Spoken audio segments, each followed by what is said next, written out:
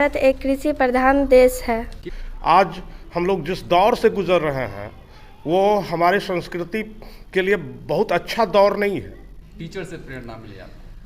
अच्छा। आज भी सरकार का एक बड़ा स्कीम चल रहा है कि फ्री का अनाज दो।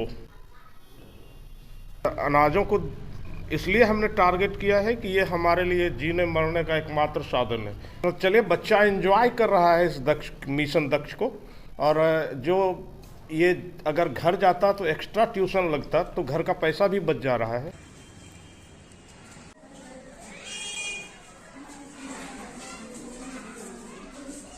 क्या नाम है आपका? अंजलि कुमारी। अच्छा, मिशन दक्ष के अंतर्गत आप लोगों ने इंडिया का नक्शा बनाया है, जिसमें देख सकते हैं काफ़ी सारे अनाज को लेकर आपने नक्शा तैयार किया है। क्या मकसद क्या है? भारत में मुख्य रूप से ये सारे फसलें उगाई जाती है जिन्हें हमने उनके एरिया के हिसाब से फिल किया। ये अभी अधूरा है। हमने ये दर्शाने की कोशिश की है कि भारत एक कृषि प्रधान देश है। किन किन अनाजों को आपने इसमें डाला है? मक्का, गेहूँ, चावल, हल्दी, जीरा, धनिया, चना, दाल, काली मिर्च आप बता सकते और मूंग का दाल और दालचीनी। बस। प्रेरणा मिली आपको? टीचर से प्रेरणा मिली आपको? मिशन दक्ष में क्या नॉलेज के साथ साथ आप जो स्किल डेवलपमेंट की जहाँ तक बात हो रही है, जो ये नक्शा तैयार किया गया, आप लोगों ने तैयार किया, कितने देर लगी आपको ये नक्शा तैयार करने में? उसका योगदान है 10। आप मतलब हमें सारे छात्राएं मिलकर आप लोगों ने तैयार किया। क्या नाम है आपका? निशा कुमार। किस क्लास में? 8। क्या कुछ कहिएगा जिस तरह से आपने खूबसूरत तैयार किया? अच्छा लग रहा है आपको? हाँ। एक मिनट।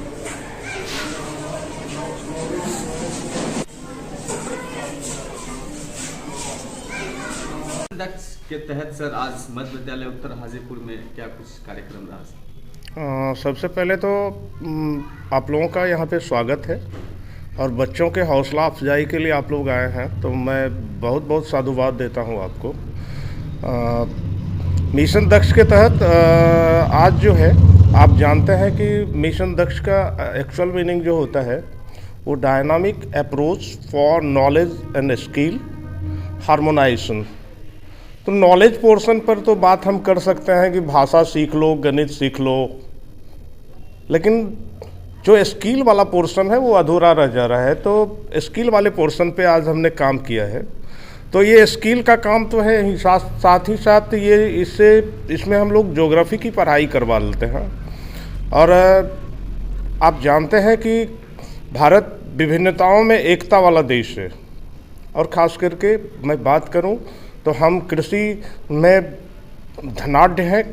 कृषि ही हमारा रीढ़ है, बैकबोन है। लगभग 60% देश। हाँ, आज भी हमारे भारत की आत्मा गांव में बसती है, खेतों में बसती है। लहलहाता हुआ खेत हमारे देश की खुशहाली का प्रतीक होता है। तो सबसे पहले तो मैं बच्चों को ये कंसेप्ट डेवलप करना चाहता हूँ कि हमारा देश एक एग्रीकल्चर बेस्ड कंट्री है, और किसान होना कोई व्यथा नहीं है, कोई बुरी बात नहीं है। ये है तभी हम अपना पेट भरते हैं, और 100 में से 60 आदमी का पेट हमारा कृषि ही भरता है। बाकी का प्रतिशत डिसमल में है, लेकिन एग्रीकल्चर अकेले 60% एरिया को कवर करता है। और अनाज हम जानते हैं कि इसको हम नैतिक शिक्षा से भी जोड़ के देख लेते हैं। अनाज भरने का मतलब है जैसा खाओगे अन्न वैसा होगा मन। यानी हम लोग इसको मोरल एजुकेशन पे भी ले जा सकते हैं, हम इसको ज्योग्राफी में ले जा सकते हैं, हम इसको लैंग्वेज में ले जा सकते हैं। अंग्रेजी में इसका वेरियस मीनिंग बताते हैं, तो एक साथ मल्टीपल हो जाता है। ये बहुत सारा चीज़ हम बता सकते हैं।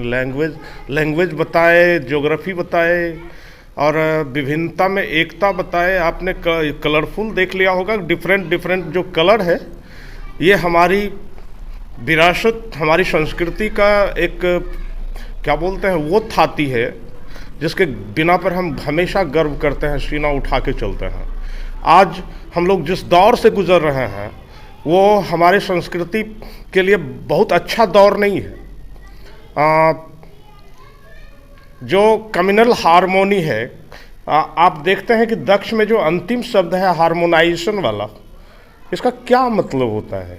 अरे हार्मोनी होना है, विभिन्नताओं में हम हैं, बहुत सारे लोग हैं, मुंडेर मुंडेर मतेर भिन्ना है, many man many minds, but after all हम भारतीय हैं और हमारे बीच एक हार्मोनाइजेशन है, सांप्रदायिक सौहार्द है, भ्रातृत्व की भावना है, बंधुत्व की भावना है, प्यार का भावना है, अटूट रिश्ता है। सभी भारतीय एक दूसरे से जुड़े हुए हैं और आज के दौर में ये बहुत प्रासंगिक है, क्योंकि एक खास धर्म, एक खास संप्रदाय को बढ़ावा देने की प्रवृत्ति बढ़ रही है, जो हमारे समाज के लिए एक दीमक है, जो भीतर भीतर खोखला कर देगा और ये विष ऐसा फैलेगा कि हम किसी दिन विनाश के कगार पर पहुंच जाएंगे। सर, एक सवाल अगर करें तो मिशन दक्ष के तहत आज जो बच्चों ने, आपके पीछे जो तस्वीर हम इसको भी दिखाना चाहेंगे कि आज बच्चों ने जो स्किल डेवलपमेंट को लेकर ये जो चित्र बनाया है, कहीं ना कहीं इसमें बहुत सारे सामग्रियां जो लगी हुई है जो लोग आमतौर पर डेली यूज करते हैं। जी जी। तो इसको लेकर आप क्या कहना चाहेंगे? क्या मतलब इसका जो स्किल डेवलपमेंट है कैसे समझाना चाहेंगे? सबसे पहले तो मैं बताऊं कि ये जो अनाज है ना, इसमें पोषक तत्व होते हैं। अगर आप बात करें पोषक तत्व की तो हम बायोलॉजी में आ जाते हैं जी। तो बहुत सारे लोग भारत में कुपोषण के शिकार हैं, इसलिए हमने अनाज को ही मैटर किया है, अनाज को ही फोकस किया है। हम कलर को फोकस करते तो ये नहीं बता पाते। हमने अनाज को इसलिए किया है कि अगर दाल खाते हैं तो इसमें ये इंडिक इन प्रोटीन, भरपूर प्रोटीन होता है, हमारा तन बदन तंदुरुस्त होता है, ठीक है। और गेहूँ, मक्का, अगर आप इसको हम लोग ज्योग्राफी में ले जाए, अगर हम इसको इकोनॉमिक्स में ले जाए, हम अपने देश की अर्थव्यवस्था समझाएं, अगर हम क्षेत्र के हिसाब से देखें कि किस क्षेत्र में कौन सा पैदावार ज़्यादा होता है तो ज्योग्राफी की बात है। अगर इनसे जो हम अर्न करते हैं, जो पूंजी बनती है, तो इकोनॉमिक्स की बात है। फिर जो हम बचत करते हैं तो फिर बैंकिंग सेक्टर की बात है, बचत की बात है। तो कोई भी क्षेत्र अधूरा नहीं है। और अनाजों को इसलिए हमने टारगेट किया है कि ये हमारे लिए जीने मरने का एकमात्र साधन है। आप जानते हैं कि यहाँ पे आज भी सरकार का एक बड़ा स्कीम चल रहा है कि फ्री का अनाज दो। हो सकता है लोग इसके निहितार्थ समझते होंगे कि बहुत लोगों को अनाज नहीं मिल पाता है, भूखमरी रहती है। तो सर एक मिशन दक्ष के तहत एक संदेश देने की यह भी कोशिश हो रही है कि सिर्फ नॉलेज ही नहीं, इसकी जरूरत। देखिए, दक्ष अकेले में बहुत बड़ा शब्द है और साथ में मिशन लगा हुआ है, तो वो बहुत व्यापक शब्द हो गया। मैंने आपको बताया ना कि डायनामिक अप्रोच, डायनामिक का मतलब होता है लचीला रुख अख्तियार करना। किसके तरफ? नॉलेज के तरफ, स्किल के तरफ और हार्मोनाइजेशन के तरफ। उसके बाद मिशन आप समझते हैं कि मिशन का मतलब आप देखते होइएगा कि इस काम को वो मिशन मोड में कर रहा है। तो मिशन का मतलब होता है कि व्यापक तत्परता से, व्यापक तन्मयता से, व्यापक समर्पण से किसी कार्य को करना और ड्यू टाइम में करना। हालांकि इसके लिए टाइम निर्धारित नहीं है, लेकिन किसी भी मिशन को करने के लिए टाइम निर्धारित होता है।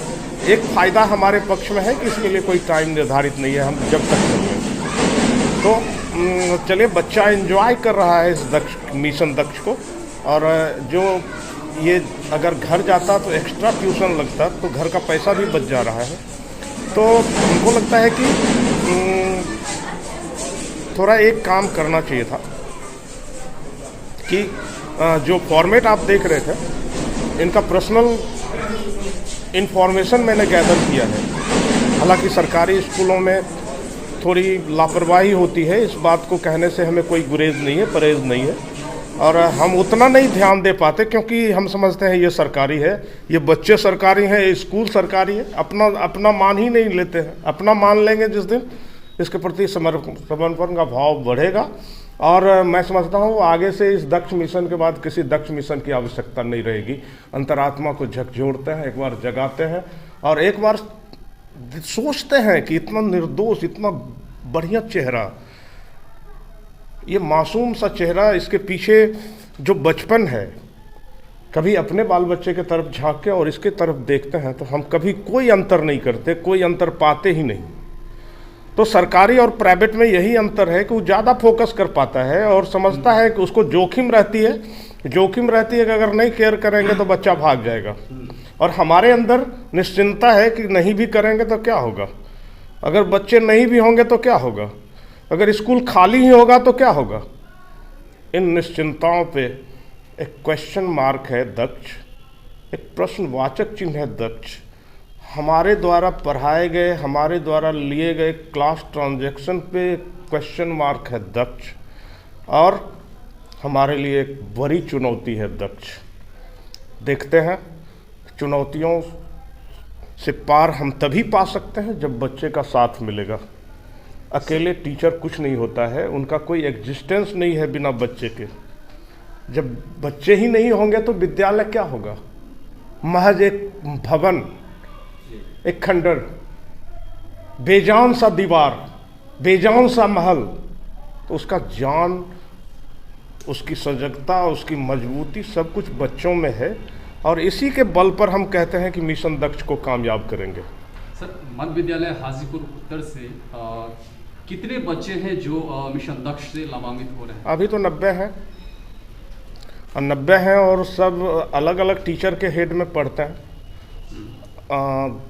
जितने सारे टीचर हैं सब लोग एडॉप्ट किए हैं 5-5 बच्चे और हमने मना नहीं कर पाया। मेरे पास 10 अगर हो गया तो हम मना नहीं कर पाए और हम समझते हैं कि बहुत परेशानी नहीं है 10 में भी कर पा रहे हैं हम। तो सर आखिरी में एक सवाल कि मिशन दक्ष के आने से क्या लगता है कि बच्चे निखर रहे हैं अपने स्किल डेवलपमेंट या फिर नॉलेज? सबसे पहले तो हम ये बताएं कि कोई नया चीज़ है नहीं जी, सिर्फ एक नाम दे दिया गया कि इतना से इतना पीरियड मिशन दक्ष।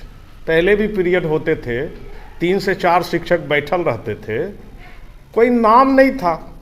अब डर है कि दक्ष करना है तो नाम हो गया, नहीं तो हर बहुत दिनों से सरकार के द्वारा 1 घंटे शिक्षकों को मिल रहा था निदानात्मक उपचारात्मक शिक्षण के लिए।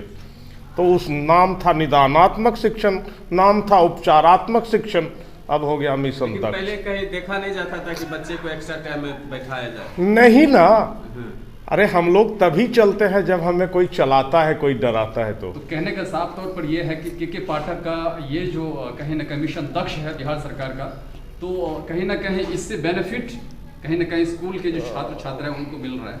क्या बात करते हैं, बिल्कुल मिल रहा है।